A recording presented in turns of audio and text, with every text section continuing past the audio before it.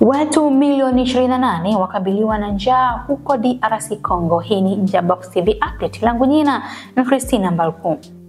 Watu milioni 28 wanakabiliwa na njaa kali nchini Jamhuri ya Kidemokrasia ya Kongo, ikiwa ni rekodi ya nchi hiyo inayochochewa na mzozo unaozidi kati ya serikali ya waasi wanaoungwa mkono na Rwanda Mashariki, Umoja wa Mataifa ulisema Alhamis.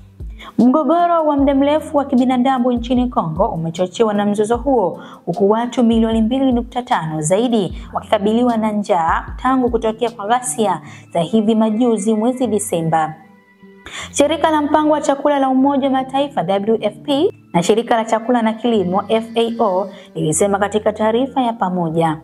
Kati ya milioni 28 nchini Kongo, milioni 3.9 wanakabiliwa na viwango vya juu vya dharura vya njaa. Nchi hiyo ina idadi ya watu zaidi ya milioni 100, hivyo robo ya wananchi wanakabiliwa na njaa kubwa.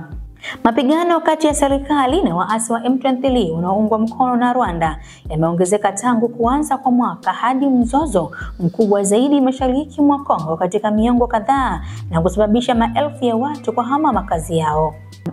Hali ya sasa ni mbaya kwa idadi ya watu, kwani mvutano, hamna bei ya chakula inapanda, milioni ya watu wanakabiliwa na uhaba mkubwa wa chakula na wanazidi kuathirika.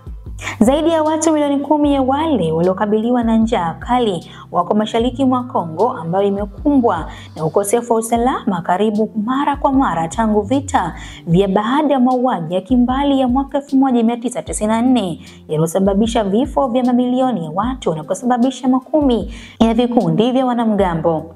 Kwingineko nchini, mfumuko wa bei na kushuka kwa thamani ya franc ya Kongo kumefanya iwe vigumu kwa wengi kupata chakula, ilisema taarifa hiyo. Hii ni Njabox TV update. Usisahau kusubscribe, kulike na kushare ili kwanza kupata notification.